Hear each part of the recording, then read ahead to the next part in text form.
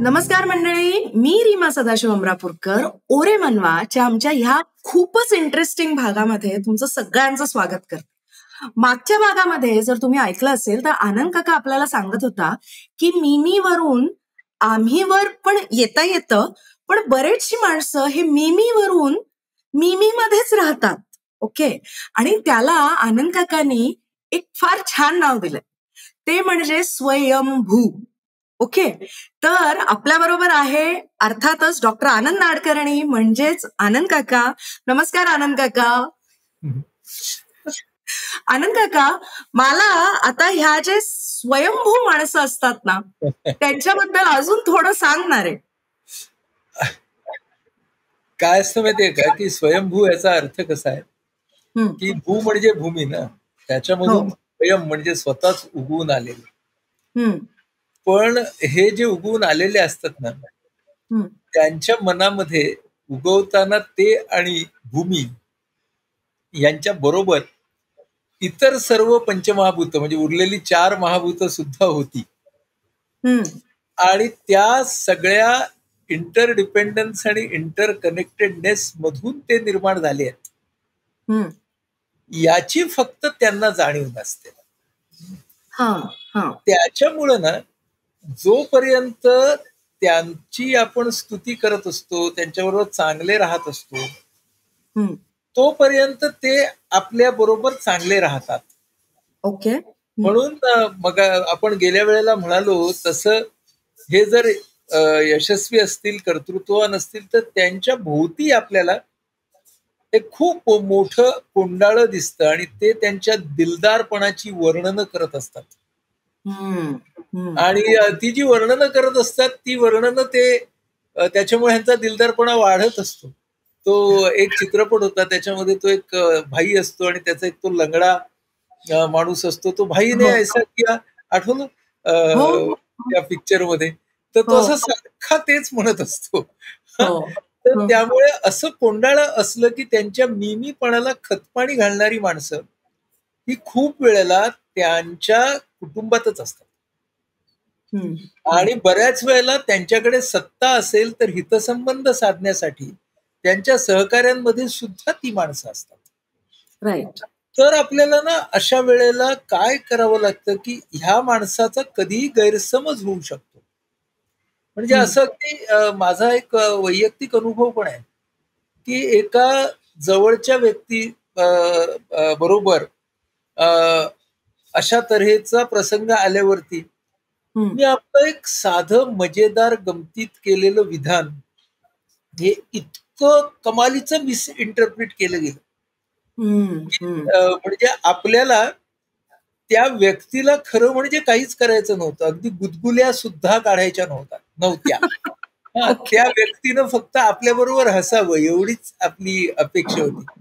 आणि त्या व्यक्तीला त्या गुदगुल्या न वाटता गुद्दा वाटला. तर आणि त्या व्यक्तीबरोबरचे माझे संबंध खूप ताणले गेले. नक्कीच. किंवा अशा तऱ्हेची जी स्वयंभू माणसं असतात त्यातल्या काही जणांच्या बरोबर आपली गाठ पडते, तर त्यावेळेला आपल्याला बोलताना जाणवतं की अरे यांचे रथ कधी जमिनीला लागतच नाहीत बेटे. तर मग त्यांना सांगावं लागतं बऱ्याच वेळेला की हो, धर्मराजाचाही रथ होता, तो या जमिनीला लागला तर तुमचं काय आहे या जगामध्ये. खूप वेळेला ही मंडळी स्वतःचा वेगळेपणा ठसवण्यासाठी खूप वेगळ्या आणि विचित्र गोष्टी करतात. ओके. अनेक वेळेला मी प्रसिद्धीपासून खूप दूर आहे असं सांगणारा कलाकार सुद्धा मिमीमध्येच गुंतलेला असतो. आणि प्रसिद्धीच्या शिवाय अन्य काही न शोधणारा कलाकार सुद्धा त्याच सापळ्यामध्ये असतो. म्हणजे आपल्याला ना या मिमीकडे जर पाहायचं असेल तर त्या व्यक्तीला स्वतःकडे पाहायचंय मला. I have to reflect on my behaviour. हे पहिल्यांदा त्या व्यक्तीला स्वतःच्या लक्षात आणून द्यावं लागतं. हे रिफ्लेक्शन आणि त्यानंतर येणारं इंट्रोस्पेक्शन हे जर नसेल तर या व्यक्तीच्या व्यक्तिमत्वामध्ये नाही फरक पडत. पण जर तो स्वतःकडे पाहू लागला आणि त्याने स्वतःचा बदल जो आहे हा नीटपणे घेतला स्वतःमध्ये. मी अशाच एका व्यक्तीवर काल परवाच ओपीडी मध्ये बोलत होतो, तर मी त्याला सांगताना असं म्हणालो की जगण्याबरोबर स्वतःला अडॅप्ट करणं, याला तू तडजोड समजत आलास, जुळवून घेण्याला तू तडजोड समजत आलास. आणि तडजोड याचा अर्थ काय, कॉम्प्रोमाइज करणं पडा, आणि मी करणारच नाही ते कॉम्प्रोमाइज. अशा पद्धतीनं स्वतःच्याच बळावरती तू जगत आलास आतापर्यंत, आणि आता तुला त्यातला फोलपणा कळतोय, पण दुसऱ्या पद्धतीनं जगायची सवयच सुटली आहे. त्यामुळे आता तुला I want to adapt myself, align myself with life. आतापर्यंत तू आयुष्यावर स्वार झाला होतास, पण आता तुला I have to align myself with life. हाच तुला जर अपमान वाटायला लागला तर तू बदलणार कसा? त्यामुळे आपल्याला त्या मान अपमानाच्या कल्पनांपासून सुरुवात करावी लागेल आपल्या बदलासाठी. हे आपल्याला त्याला सांगावं लागतं. दुसरी गोष्ट की या त्याच्या व्यक्तिविशेषांच्या मुळे त्याने जे कर्तृत्व केलेलं असेल, तर आता फक्त हीच तुझी वेळ आहे आम्हीकडे जायची, हीच तुझी वेळ आहे आपणकडे जायची. म्हणजे अनेक वेळेला खूप साऱ्या स्वयंकेंद्रित अशा उद्योजकांची वाटचाल ही खूप समाजाला चांगलं काहीतरी देणाऱ्या फिलॅन्थ्रॉपिस्ट पर्यंत पण झाली आहे. सुरुवातीला त्यांना त्याच्यातूनही मीपणा दाखवायचा होता की मी माझे सगळे पैसे खर्च केले, मी देणग्या दिल्या. पण त्याच्यानंतर अशी वेळ आली की त्यांना कळलं की अरे ह्याच्यातून ना मी जोडला जातोय म्हणून मी हे करतोय, आणि ते मग हळूहळू त्यातला मीपणा काढायला लागले. म्हणजे दानशूर वृत्तीमध्ये सुद्धा लपलेला नार्सिसिझम असू शकतो की त्यावेळेला मी ह्याला मदत केली, आणि त्याच वेळेला असंही असू शकतं की शांतपणे मदत करून गेलेली माणसं असतात, त्यांनी त्याचा काहीच परतावा मागितलेला नसतो. तर सेवाभावी वृत्ती जर त्या व्यक्तीनं स्वतःमध्ये आणली, स्वतःला एका खूप व्यापक अशा ध्येयाबरोबर जर जोडलं, तर त्याच्या नार्सिसिझमला सुद्धा एक विकासाचं वळण लागू शकतं. जगातले असे खूप मोठे लोक होऊन गेले की ज्यांच्या नार्सिसिझमला जेव्हा वळण मिळालं तेव्हा त्यांचा स्वतःचा, देशाचा, समाजाचा खूप फायदा झाला. आणि ते वळण जेव्हा एका विघातक अशा प्रवृत्तीकडे झालं तेव्हा त्यांचा खूप, म्हणजे त्यांना नाशालाही सामोरं जावं लागलं. म्हणजे आपल्याला ही गोष्ट डोक्यात ठेवायला लागते की एखाद्या मोठ्या गोल बरोबर असोसिएट होणं, आणि देताना not because of a benevolent dictator. म्हणजे एक बेनोव्हॅलंट डिक्टेटर असतो, उदार झाला राजा, आणि तो सगळ्यांना औदार्याने देतोय, पण मी दिलं मी दिलं मी दिलं सांगतोय. त्या मी दिलंच्या वृत्तीमधनं दिलंला येता आलं. आपले माजी राष्ट्रपती झाकीर हुसेन यांची एक फार सुंदर कथा आहे बरं का. ती कथा अशी आहे की एक खूप श्रीमंत माणूस असतो आणि तो खूप दान करत असतो, आणि तो कुणाला सांगत पण नसतो त्याने दान केलं म्हणून. फक्त त्याचं एक रजिस्टर असतं, त्याच्यामध्ये तो प्रत्येक दानाचा तपशील लिहित असतो, आणि ते मात्र त्यानं सांभाळून ठेवलं असतं त्याची दौलत म्हणून, ते रजिस्टर, ती वही. वयोमानाप्रमाणे तो वृद्ध होतो आणि अंथरुणाला खिळतो, आणि त्याला दुसरं काहीही करता येत नाही. तो फक्त ती भरलेली वही असते, तिची पानं पाहत राहतो, त्याच्यामधले तपशील आहे ते आठवत राहतो, आणि या वेळेला मी ह्याला हे दिलं, ह्या वेळेला मी त्याला हे दिलं, आज हा असा झाला, आज तो तसा झाला, याच्यामध्ये त्याला सुख मिळत असतं. आणि एक दिवशी अशी कोंडलेली कुंद संध्याकाळ असते, थंडी असते. हा वाचत बसलेला असतो, बाजूला शेकोटी असते आणि तो पानं उलटता उलटता तो आणि त्याच्या लक्षात येतं की अरे, मी एका बाजूने म्हणतोय की मी हे दान दिलं आणि ते कुणाला न सांगता दिलं, पण मग मी हे रजिस्टर तरी ठेवलं कशाला? आणि आता या आयुष्याच्या संध्याकाळी सारखं सारखं हे वाचून याच्यातून मी काय मिळवतोय आणि ह्याच्यातून मी कोणाला फुलवतोय, तर मी माझ्यामधल्या त्या अहंकाराला आणि मिमीपणालाच तर फुलवत नाही का? म्हणजे माझ्या आयुष्याच्या शेवटच्या क्षणापर्यंत मी हा मिमीपणा किती जपणार आणि कशासाठी? आणि त्या गोष्टीचा शेवट अतिशय छान आहे. तो शेवट असा आहे की मग ते वृद्ध गृहस्थ असतात, ते ती वही मिटतात आणि त्या शेकोटीमध्ये ती हलक्या हाताने ठेवतात. त्या नष्ट होणाऱ्या पानांकडे आणि त्यातल्या मजकुराकडे शांतपणे पाहतात, किंचित हसतात आणि झोपी जातात. वाह!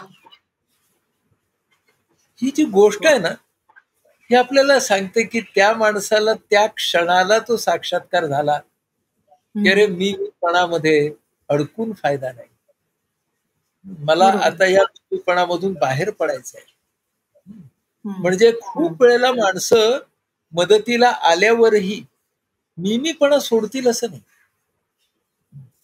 म्हणजे आमच्या मुक्तांगण व्यसनमुक्ती केंद्रामध्ये असे खूप गुणवान आमचे ऍडिक्ट मित्र येतात आणि ते जेव्हा येतात तेव्हा ते ना मुक्तांगण मध्ये काय सुधारणा व्हायला पाहिजेत ना, ह्याच्यावरती 15 दिवसामध्ये आम्हाला असं लिहून देतात बरं का, की मुक्तांगण मध्ये या सुधारणा व्हायला पाहिजेत. किंवा ते म्हणतात की माझं अमुक अमुक अमुक अमुक हे स्किल आहे, याचा फायदा मुक्तांगणला होईल. तर अशा वेळी त्यांना ना शांतपणे सांगावं लागतं की मित्रा, की आता सध्या मुक्तांगणचा फायदा करून घेण्यासाठी तू आलायस आणि प्रक्रिया उत्तम पद्धतीने पार पडली की त्यानंतर मग मुक्तांगणला तुझा कसा फायदा होईल, ह्या टप्प्याकडे आपण नक्की जाऊ. मला आनंद काका आता याच्यामध्ये ही गोष्ट जी तू सांगितलीस ती फारच सुंदर हे होते. म्हणजे ते मिमीलाच त्यांनी त्या शेकोटीमध्ये झोकून दिलं. तर पण मला आता तुला हे विचारायचं आहे की मिमीवरून किंवा मिमीचा वापर करून स्वतःचा विकास आणि त्यातून समाजासाठी काहीतरी चांगलं काम करणारे असे तुझ्या संपर्कात किंवा तुझ्या अनुभवात अशी माणसं आली आहेत का रे? आणि आम्हाला सांगशील त्यांच्याबद्दल? हो, खूपच. बघ, असं परमहंसांनी म्हटलंय की ego is a bad master but a good servant. म्हणजे इगोच्या अर्थानं आपला अहंकारवाला इगो म्हणजे मिमीपणा. आता जर एखादी व्यक्ती, मी मगाशी सुद्धा म्हणालो तसं, एखाद्या मोठ्या ध्येयासाठी हा मिमीपणा लावते, तेव्हा तो आपोआप आम्हीकडे जातो आणि ती व्यक्ती पूर्णत्वाने बदलते. म्हणजे त्या व्यक्तीची लाईफस्टाईल सुद्धा बदलते. तेव्हा एक मोठं ध्येय हे फार महत्वाचं आहे यासाठी. दुसरी गोष्ट की खऱ्या अर्थानं सेवाभाव. म्हणजे आपण जेव्हा कुठल्याही गुरुद्वाराला जातो बघ, तर मी जेव्हा अमृतसरच्या गुरुद्वाराला गेलो तर तिथे जे सेवा कारसेवा देण्यासाठी जे सेवक आलेले असतात, तर त्यातलं आपल्याला जेवण वाढणारा असतो किंवा इव्हन पोळ्या करणारे असतात, चपला आपल्या घेणारे असतात, ते त्यांच्या बाहेरच्या जीवनामध्ये खूप मोठे आणि यशस्वी असू शकतात. त्यांच्या धर्माने त्यांना काय सांगितलेलं आहे की तुम्ही बाहेर कुणी असा, पण इथे येऊन तुम्हाला सेवा द्यायची. तेव्हा जो अशा पद्धतीने सेवा देतो आणि नटवी सेवा नाही, प्रसिद्धीसाठीची सेवा नाही, तर तुम्ही पडद्याच्या मागे राहून केलेली सेवा, तर त्याच्यामुळे सुद्धा अनेक लोकांच्या मध्ये फरक पडतो. आणि काही लोकांच्या मधला हा जो आस्थेचा भाव जसा वाढेल तसा त्यांचा मिमीपणा कमी होताना मी खूप पाहिलाय. आणि मग ते खऱ्या अर्थानं खूप उदार झाले. फ्रॉइड नावाच्या आमच्या मानसशास्त्रज्ञाने सब्लिमेशन नावाचा एक शब्द वापरलाय, की डिफेन्स मेकॅनिझम्स मध्ये कुठचा डिफेन्स मेकॅनिझम पॉझिटिव्ह आहे किंवा कन्स्ट्रक्टिव्ह आहे, तर तो सब्लिमेशन म्हणजे उदात्तीकरण. नार्सिसिझम वरचा उपाय हा सब्लिमेशन आहे. म्हणजे तुम्हाला जोपर्यंत उदात्त ध्येय मिळत नाही तोपर्यंत तुम्ही मिमीकडे राहता. जोपर्यंत तुमच्या मीला विरघळून जाण्याची, इतरांच्या सोबत राहून त्यांच्यातलाच होऊन जाण्याची संधी मिळत नाही तोपर्यंत तो मिमी आपलं वेगळेपणच जपत राहील. पण जेव्हा त्याला कळेल की अरे मी इतरांसारखाच आहे, इतर माझ्यासारखेच आहे, फक्त काही गुणधर्मांची इकडं तिकडं उलटापालट आहे एवढंच. त्यामुळे मग जेव्हा त्याला आस्था वाटायला लागेल कुणाबद्दल, खूप अँक्शस माणसाबद्दल, जो अतिशय अँक्शस आहे, अतिशय सबमिसिव्ह आहे, त्याच्याबद्दल आस्था वाटायला जर लागली ना, तर मग त्या नार्सिसिस्टिक माणसामध्ये बदल व्हायला लागला. मग तो वेगळ्या वेगळ्या पद्धतीनं स्वतःला बदलायला लागला. आणि असे जे क्षण असतात ना, की हे मी करतोय मी करतोय मी करतोय कडून कळणं की मी फोन आहे. आता ना मला ना सगळा जगामधला हा इंटरकनेक्टेडनेस आहे, इंटरडिपेंडन्स आहे, त्याला मला कुठेतरी मान्य करायला लागणार बुवा. हे कधी फार विनोदी पद्धतीने होता. तुला एक अनुभव सांगतो. माझा एक मुक्तांगण मधला सहकारी होता. तर त्याला मी खूप वर्षापूर्वीची गोष्ट आहे, त्याला मी ठाण्याला त्यावेळेला मी इंडोर ऍडमिट करायचो विड्रॉलसाठी. केला हॉस्पिटलमध्ये आणि दुपारी बघितलं त्याला, त्याचं विड्रॉल आता चालू होणार, त्याला औषधं दिली सगळं, आणि त्याची खोली हॉस्पिटलच्या पहिल्या मजल्यावर होती. आणि मी घरी गेलो जेवायला आणि ठाण्याला, आणि माझं त्या दिवशी दादरच्या कन्सल्टिंग रूमचा वार होता, पावसाळी दिवस होता, आणि मी रिक्षातून निघालो स्टेशनकडे जायला, आणि हॉस्पिटल वरूनच तो रस्ता जात होता. आता दरम्यानच्या काळामध्ये याला ब्राऊन शुगरचा पेशंट होता, त्याला टर्की म्हणजे विड्रॉल यायला लागलं. गोळ्या घेतल्या होत्या पण त्याला काही फरक पडेना. त्यानं खोलीचा दरवाजा बंद होता, तो बाल्कनीमध्ये आला आणि पहिल्या मजल्यावरून त्याने उडी मारली खाली, आणि उडी मारून त्या कुंपण पार करून कंपाऊंड वॉल तो रस्त्यावरती आला आणि हॉस्पिटलची गल्ली जिकडे मेन रोडला यायची तिथे आला. पाऊस पडत होता तोवर. त्याला स्टेशनकडे जायचं होतं, आणि पावसाळ्यामध्ये रिक्षा ज्या असतात त्यांना बाजूने कापड लावलेलं असतं पाऊस येऊ नये. तर त्याने रिक्षा थांबवली आणि तो आत घुसला, आणि शेजारी मी होतो. म्हणजे काय की मी रिक्षातून त्याला पाहिलं होतं की हा रस्त्यावरती आहे, त्याला वाटलं की ती रिक्षा रिकामी आहे. त्याला बघून मी रिक्षावाल्याला सांगितलं की तिकडे थांबव, आणि ती रिक्षा थांबलेली बघून ह्याला वाटलं की ती माझ्यासाठी, आणि तो जो बसला तो माझ्याकडे बघितलं त्याने, मी त्याच्याकडे, त्याने माझ्याकडे. मी रिक्षावाल्याला सांगितलं, पहिले जरा अंदर लेते हैं, इनको हॉस्पिटल में छोड़ते हैं, फिर स्टेशन जा. एवढंच बोललो बरं का.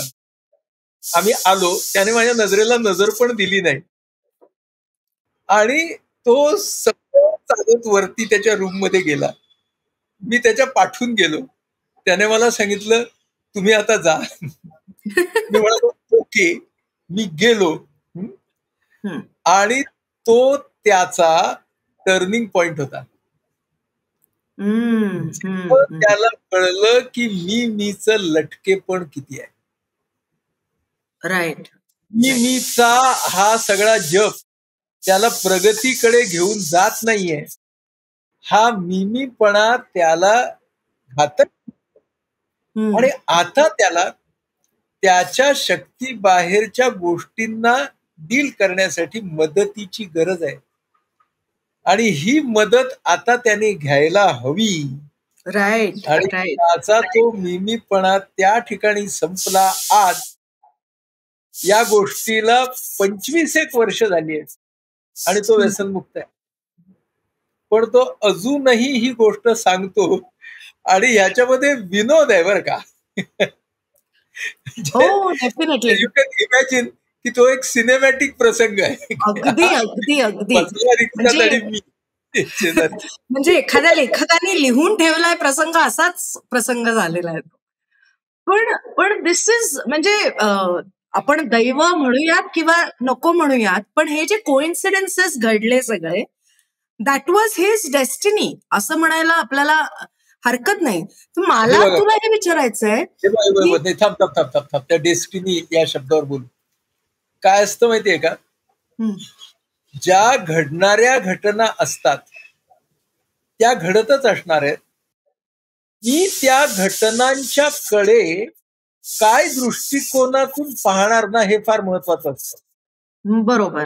म्हणजे असं आहे ना, की समजा हा बोध त्याने त्यातून घेतलाच नसताना तर ही घटना घडून सुद्धा त्याची रिकव्हरी झालीच असती असं आपल्याला म्हणता येत नाही. True true. त्यामुळे एक माणसाचा सुद्धा आहे आणि एक भाग घडणाऱ्या घटनांचा सुद्धा आहे. घडणाऱ्या घटना घडत असतात, पण त्याचा फायदा माणूस किती करून घेतो ही गोष्टही तितकीच महत्वाची. म्हणजे ऍक्च्युली आता आपण तुझ्या या व्यसनाधीन मित्राबद्दल बोलत होतो म्हणून मी हे करते की आपला जो एक दुसरा पॉडकास्ट आहे व्यसनाचा पॉडकास्ट, त्याच्यामध्ये मुक्ता पुणतांबेकर ज्या आहेत त्या एक फार इंटरेस्टिंग वाक्य म्हणाल्या, आम्ही रेकॉर्ड करत होतो तेव्हा, की व्यसनी व्यक्ती हाच स्वतःच्या व्यसनासाठी जबाबदार असतो. तसं तू आता म्हणतोयस की जी घटना घडली त्याच्यातून बोध आपण काय घ्यायचा याच्यासाठी आपणच जबाबदार आहोत. राईट. अगदी खरं. पण मग अगदी खरं. आणि मग ह्याच्यामध्ये आपल्या भारतीय अध्यात्मामध्ये याच्यावर काही आहे का रे हे केलेलं? खूपच आहे ना. आपलं जे सगळं अध्यात्म आहे, खास करून वेदांत असेल किंवा बुद्धही असेल, हे सगळेजण आपल्याला काय सांगतात की तुम्ही तुमच्या शरीर आणि मनामध्येच बांधलेल्या मी पासून तुम्ही दूर कसे व्हा. बुद्ध वेगळ्या पद्धतीने सांगतात, वेदांत वेगळ्या पद्धतीने सांगतो, पण ते आपल्याला हेच सांगतात की मर्यादित मी पासून तुम्ही दूर व्हा. बुद्ध तर आपल्याला सांगतात की तुमच्या मीपणाचंच निर्वाण होऊ दे आणि जेव्हा तुमच्या मीपणाचं निर्वाण होईल तेव्हाच तुम्हाला कळेल काय आहे. वेदांतामध्ये असं सांगितलेलं आहे की ज्यावेळी तुमचा हा मीपणा जाईल त्याच वेळेला तुम्हाला तुम्हीच किती विशाल आहात याची तुम्हाला जाणीव होईल. म्हणजे वेदांत आपल्याला सांगतो की आपण ह्युमन इनएडिक्वसी, आपली मानवी अपूर्णता, हिलाच आपण पूर्ण मानून चालतो आणि त्यामुळे अगदी आपल्यातच असलेलं पूर्णत्व हे आपण विसरून जातो आणि आपण त्याच्यापर्यंत पोहोचतच नाही. अशा तऱ्हेची मांडणी तिथं केलेली आहे. ज्ञानेश्वर आपल्याला काय सांगतात की मी कडून आपली आस्था, आपली एम्पथी ही आम्हीकडे गेली, आम्हीकडून ती जगाकडे आणि विश्वाकडे गेली. विश्वाची आर्त माझी यामध्ये प्रगटले. म्हणजे जितकी तुमची विश्वभावना ही वाढत जाईल, विश्वाबद्दलची आस्था करुणा वाढत जाईल, तितकं तुमचं एकत्व वाढत जाईल आणि एकत्व वाढलं की मग तुमचं या अर्थाचं एकाकीपण संपेल. एकाकीपणाची दोन रूप आहेत. एकाकीपणाचं एक रूप डिप्रेशनचं आहे आणि एकाकीपणाचं दुसरं रूप नार्सिसिझमचं आहे. दोघेही जण हे एकाकीच असतात. दोघेही जण त्यांचा इंटरडिपेंडन्स आणि इंटरकनेक्टेडनेस विसरलेलेच असतात. दोघेही जण त्यांचा विश्वभाव विसरलेलेच असतात. त्यामुळं अध्यात्मामध्ये हा विश्वभाव येणं, यालाच त्या आपल्या इगोचा किंवा त्या छोट्या मीचं विरघळणं मानलेलं आहे. आणि या छोट्या विरघळणं आपल्याला साधायचं असेल तर त्याच्यासाठी एक ज्ञानमार्ग सांगितलेला आहे की ज्याच्यामध्ये विचारांमध्ये परिवर्तन येईल. बरोबर. एक भक्तिमार्ग सांगितलेला आहे की ज्याच्यामध्ये त्या भक्तीच्या प्रोसेसमध्येच, त्याला अनन्य भक्ती म्हटलंय, त्या भक्तीच्या प्रोसेसमध्येच माझा मी विरघळून जाईल. बरोबर. माझ्या कामावरती जर माझी भक्ती असेल, माझ्या कसबावरती, स्किलवरती भक्ती असेल, तर त्याच्यातही माझा मी विरघळून जाईल. कर्म म्हणून कर्म हा तिसरा मार्ग आहे की ज्याच्यामध्ये मी विरघळेल. योग म्हणजे शरीराच्या द्वारे सुद्धा मीला विरघळून टाकेन. आणि या सगळ्याचा जो आउटकम येईल त्याच्यावरचं माझं स्वामित्व मी सोडलं पाहिजे. स्वामित्व सोडणं याचा अर्थ असा आहे की मी माझ्याही पेक्षा आदरणीय अशा कोणालाही ते अर्पण करेन. मग तो समाज असेल, देश असेल, देव असेल, या सगळ्यांना मी ते अर्पण करेन. माझं कर्तृत्व जितकं मी अर्पण करेन एका बाजूने, आणि माझं भोक्तृत्व म्हणजे मी जो भोगता आहे ते मी जितकं मर्यादित करेन. म्हणजे मी करता हा सुद्धा मला विरघळवायचा आहे, आणि मी भोगता याच्यामधला माझा मोह सुद्धा कमी करायचा आहे. उपभोग घेणार. एका बाजूला मी करताय आणि दुसऱ्या बाजूला मी भोगताय, आणि त्याच्यातच मी अडकलेलो आहे मी. आपल्या अध्यात्माप्रमाणे माणसं कर्तृत्वात अडकतात आणि भोक्तृत्वात अडकतात. तर ह्या दोन गोष्टी जर मला कमी कमी करायच्या असतील तर मला जायला पाहिजे त्या आम्हीकडे, आणि मला जायला पाहिजे मग त्याच्यातून आपण सर्वकडे. आणि आपलं तत्वज्ञान सांगतं की समता आणि त्याचं पुढचं रूप एकात्मता आहे. आणि जिथे एकात्मता असेल तिकडे मी राहणारच नाही. तिथे आपणच असेल, आम्ही राहणार नाही, आपण सर्व असू. आणि अशी एक विशाल एकात्मता गाठण्याची प्रत्येक माणसामध्ये शक्यता आहे असं आपलं अध्यात्म सांगतं. म्हणून आपलं अध्यात्म हे या दृष्टीनं खूप युनिक आहे. तो तुम्हाला यू आर गुड एवढंच नाही सांगत, तर यू आर डिव्हाइन असं सांगतं. तुम्ही तुमची डिव्हिनिटी तुमच्या आतमध्ये तुमच्या बरोबर हर क्षणाला असूनही तुम्ही तुमच्या शरीर मनामध्ये स्वतःला बद्ध केलेलं आहे, आणि त्यामुळे ती डिव्हिनिटी तुम्हाला असूनही समजत नाही, अशा तऱ्हेची भूमिका आपल्या अध्यात्मामध्ये मांडली आहे. तेव्हा या अध्यात्माचाही काही जणांना या सापळ्यातून स्वतःला मुक्त करण्यासाठी निश्चितपणे फायदा होऊ शकेल. वाह वाह वाह वाह वाह. म्हणजे आनंद काका, आपलं जे आपण सगळं सायन्स आणि मानसशास्त्र आणि ह्याचं जे तू आम्हाला आधी एक्सप्लेन केलंस, आणि नंतर अध्यात्मामध्ये तेच आपल्या अध्यात्मामध्ये ते कसं बसवलेलं आहे, हे किती सुंदर पद्धतीने, म्हणजे अध्यात्मातही सुंदर पद्धतीने आहे, आणि तू किती छान ते एक्सप्लेन केलंस, ते अगदी आतपर्यंत पोहोचलं आमच्या. तर मला ऍक्च्युली तरी माझे प्रश्न संपत नाहीतच, हे तुला माहिती आहे. मला हे विचारायचंय तुला की आयडियल इगो असतो का? पण मी हे पिल्लू सोडतेय आणि हे आपण पुढच्या भागामध्ये बोलू, कारण हा भाग आपला, ही वेळ इथेच संपलेली आहे. आणि हो, तुम्ही सगळेजण आध्यात्मिक पद्धतीने किंवा सायंटिफिक पद्धतीने, ज्या पद्धतीने तुम्हाला योग्य वाटत असेल त्या पद्धतीने करा. पण स्वतःचा प्रवास हा मी वरून आम्ही, आम्ही वरून आपण सारे इथपर्यंत कसा जाईल याचा विचार करा. आणि हो, तुम्हाला जर काही प्रश्न पडले असतील या बाबतीत तर आम्हाला कमेंट्स मध्ये लिहून कळवा. We are more than happy to answer you. Am I right Anand काका? Absolutely. We are waiting for questions. Yes. Thank you so much, everyone. Take care. Bye, Anand Kaka.